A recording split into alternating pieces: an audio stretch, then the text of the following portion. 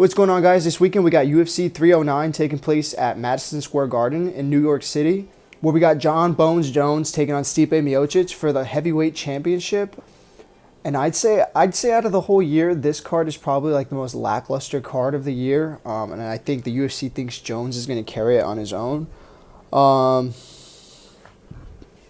Because you got some fights on the main card that I think should be on like the prelims maybe, and some fights on the prelims that should be on the main card. And I just feel like in terms of like who could have been on this card, I think it could have been like a lot more packed, especially like for MSG. They usually tend to put on like a more stacked card, but I guess this year, you know, they're just hoping Jon Jones carries them to the bank, but we'll see. I'm going to be going over the main card, giving my thoughts and opinions of it, even though for some fights there's not really much to say, in my opinion. But I'm going to do my best to try to cover as much as I can for the fights that we got for the main card. And for the first fight of the night, we got Ruffy versus V Llontop. And I feel like the fighting nerds, they got their momentum going. You know, a lot of them are kind of like, they're making their noise, they're being heard. We had Carlos Prates fight like last weekend. He did really well against Neil Magny. But out of all the fighting nerds, I kind of feel like Mauricio kind of hits like the least powerful. But he's far more technical and far quicker than Llontop. And him being on a 2-fight losing streak, and this being only Mauricio's like second fight in the UFC, I kind of feel like this is going to be like not a walk in the park for Mauricio, but it'll be like an opportunity for him to show like showcase his skills and kind of show us what he has in terms of like technicality and stuff like that. Because I feel like he'll be the more technical fighter. I feel like this will be probably like a fight of the night contender. Because Mauricio's he has the speed. He has like, I think he'll have more volume in this fight. I think Llontop is going to be a little bit slower. He's going to be looking for a knockout, which won't always be there. So yeah, I got Ruffy winning by, I'd say second round knockout. And I think this will kind of show us where he lies in the lightweight division. But I feel like the fighting nerds right now, they're kind of making their stay in the UFC. They're doing a real good job in terms of marketing and everything like that. So I feel like I think Ruffy is going to win this one. And here's one of the fights that I feel like could have been on the prelims, but for some reason it's on the main card, and I don't really understand why. We got Viviane Araujo versus Karine Silva. And I think this is kind of an opportunity for Silva to kind of make her name more in the UFC. Maybe that's why they're putting her on the main card. And I guess I understand why. Like right now, she's on a 9-fight win streak. She's really fast. She's young. She has crazy kicks. So I think this is kind of an opportunity for her to make a name, especially fighting on a card with Jon Jones. So I guess that makes a little bit more sense. But I just feel like we have people like Chris Weidman, Jim Miller. They're fighting on like the prelims.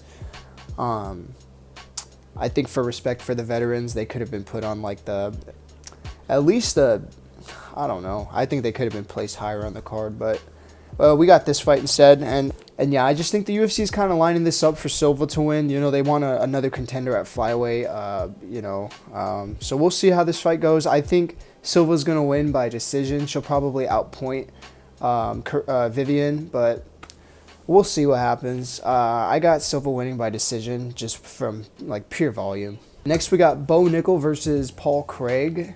And this is one of those jiu-jitsu versus wrestler fights where I think Craig's going to have the jiu-jitsu and Nickal's going to have the wrestling at hand. I don't know if we'll see too many striking exchanges. Maybe their grappling will cancel that out and we'll only see striking.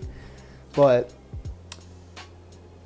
I have a feeling, like, I know the UFC is trying to line Nickal up to be their next prospect, and they're trying to make him like a big guy in the middleweight division, but I have a feeling Craig's going to catch him, like, while he's trying to take him down, and he's going to catch him in some kind of submission, whether it's a guillotine or a Darce, or even like a Kimura if he like locks his guard as he's trying to take him down.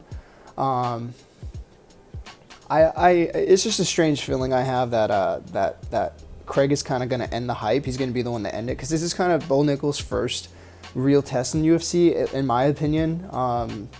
He's not ranked or anything, not in this division at least, but he kind of has the skills to hang with Nickal's elite wrestling and everything like that. So that's kind of one thing that I'm like, one way I'm leaning, especially since like way back when Paul Craig submitted Jamal Hill and Magomed Ankalaev, which is pretty notable, especially when you look at like where they're at now. Maybe not Jamal Hill, but at least like Ankalaev, like he's really good like with his wrestling and submission game. So for Paul Craig to have submitted him is kind of a notable feat.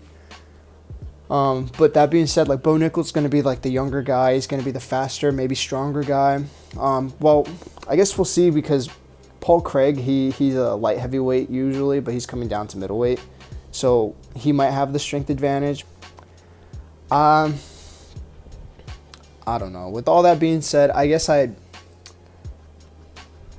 go with Bo Nickal to win. Because I feel like this is going to go to a decision. If it doesn't, I feel like Paul Craig will submit Bo Nickal.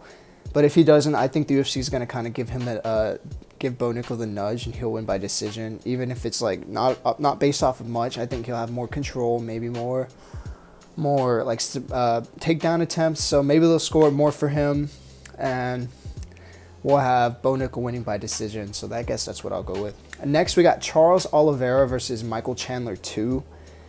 And I got I'm a huge Charles Oliveira fan, so I'm obviously going for him.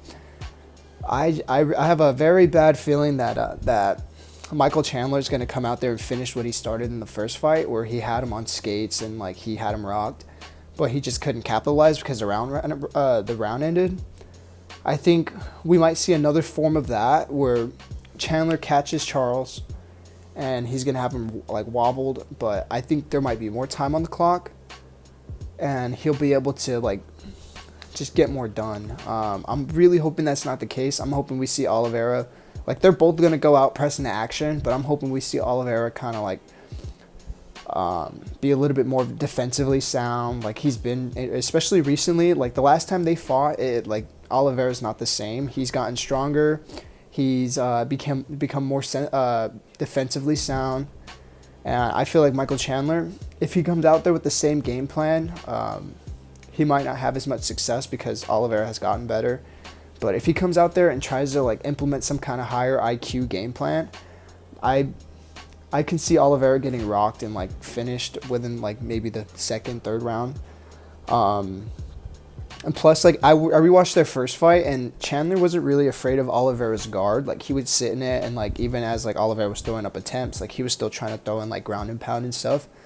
So I feel like Oliveira, if he's not able to get the submission, I feel like Chandler might win by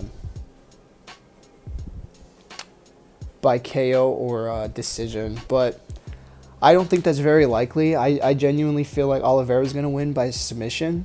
So that'll probably be my main pick. But we'll see. This is kind of a toss-up for me, especially when you consider like the amount of time Chandler's been inactive. And you see how active Oliveira has been. He hasn't really like had time to like to rest like Chandler has. Chandler hasn't fought in like 2 years. So we'll see. We'll see if ring rust plays into it. But I genuinely feel like Oliveira might be able. I feel like he can secure a submission. But if he doesn't, I'm just saying I feel like Oliveira's gonna knock him out.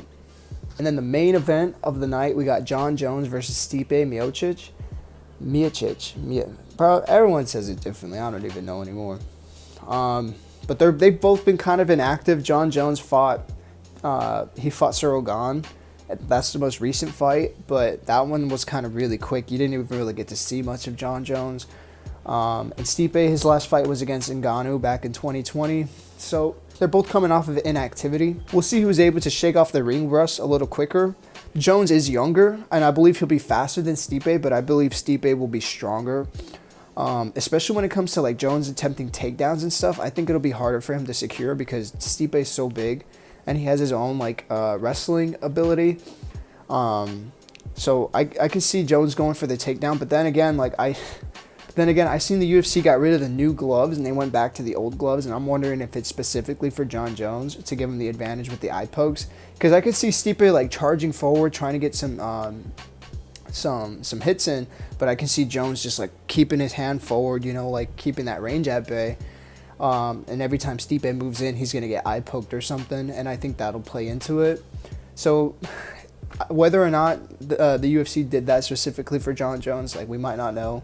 but I think it's real coincidental that it happened like the week of his fight is pretty crazy to me. And Stipe, like, a lot of people think like Jones is just gonna walk through Stipe, and they don't realize like Stipe is like, bro, he's a dog, and he's gonna like he doesn't quit on himself. Like, even if it's way late in the round and he's losing, he's gonna keep coming at you with like his best effort. And like that's what people, I don't think they're kind of understanding, because this is a 5-round fight, and I think Stipe can kind of like make it dirty, make it a scrap, you know, like kind of make it a dog fight.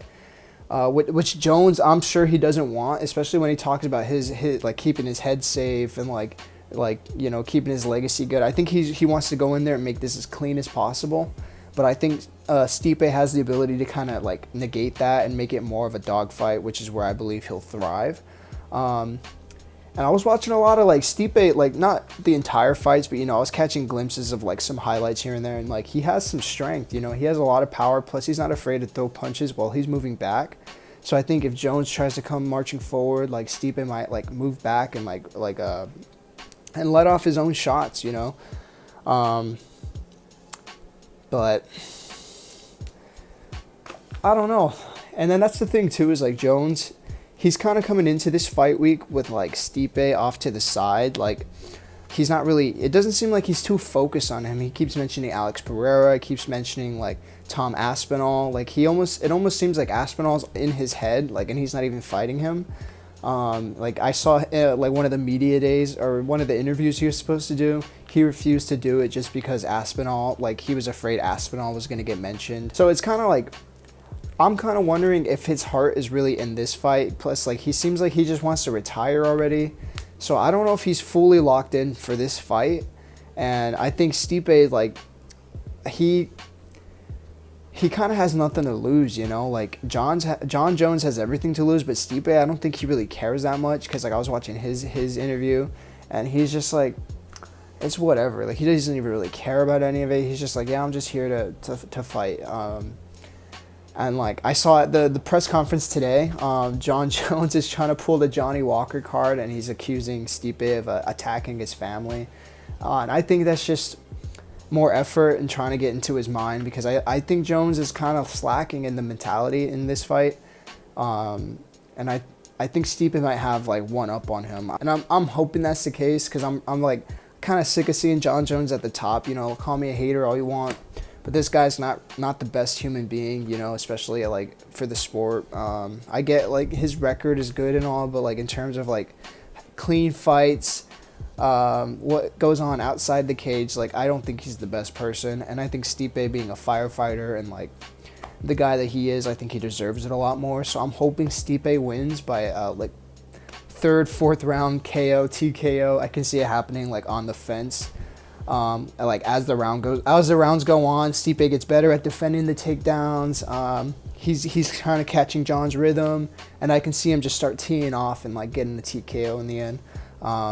So I got Stipe winning by KO. And that'll do it, guys. I appreciate you so much for watching. Feel free to like, share, subscribe, all that nonsense. And let me know who you guys got this weekend. Do you guys think Stipe has a chance at winning, or do you guys think Oliveira is going to survive this second fight? Let me know. But yeah, that does it.